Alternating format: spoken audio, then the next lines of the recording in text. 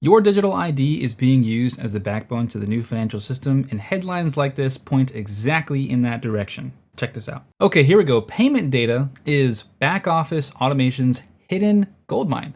In the world of B2B payments, the shift from paper-based payments to digital solutions is often framed as a move toward efficiency and cost reduction.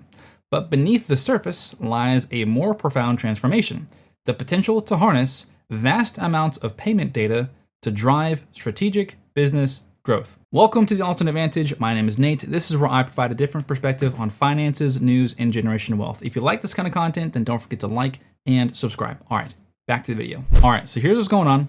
I want to pick out the most important pieces of this article and I have them highlighted for you.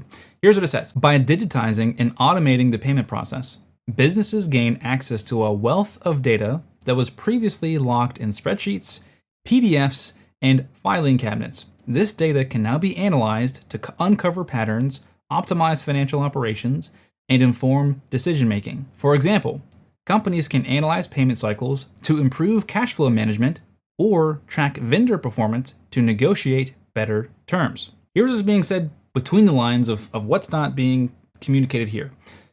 What's taking place is, functionally, everything that we do is moving towards the e-commerce realm, right? The internet form of engaging in commerce. Everything in regards to us, right? Everything that we do in the online space.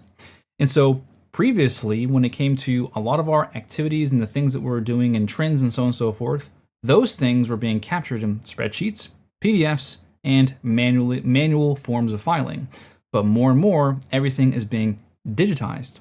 And what's important is that not just the information itself is being digitized. What's important is that the information that's being digitized is being attached to our form of digital identity. And I'll show you why that's important here in a second, especially when it comes to JP Morgan and Chase. But when this article goes on to say, so companies can analyze payment cycles to improve cash flow, what they're really trying to communicate is they can go ahead and predict based on the patterns that you have provided them and the data that they have captured on you.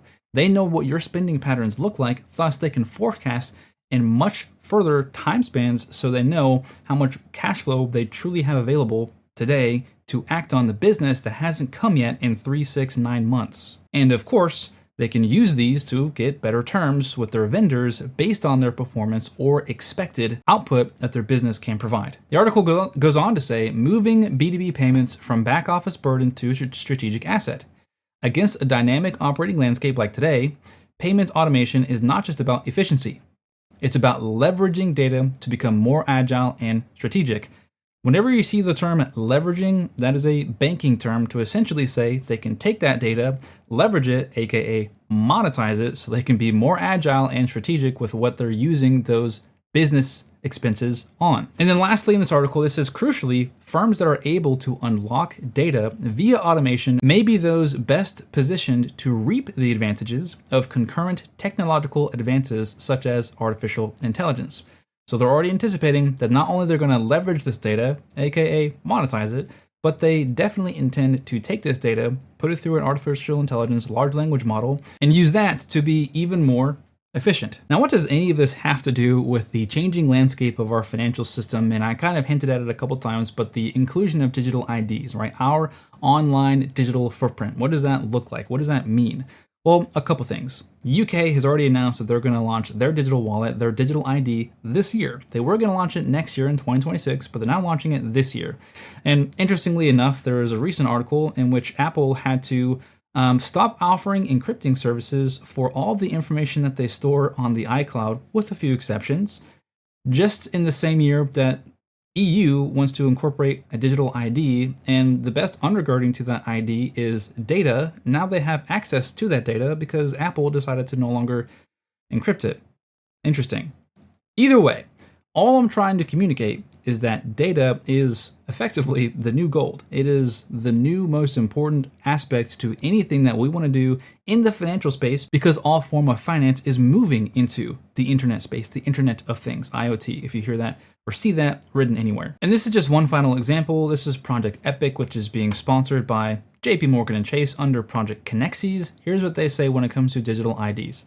Throughout the years, the Connexes lab formerly known as Onyx Blockchain Launch, has consistently championed decentralized digital identity as key to revolutionizing blockchain adoption while delivering transformative blockchain solutions.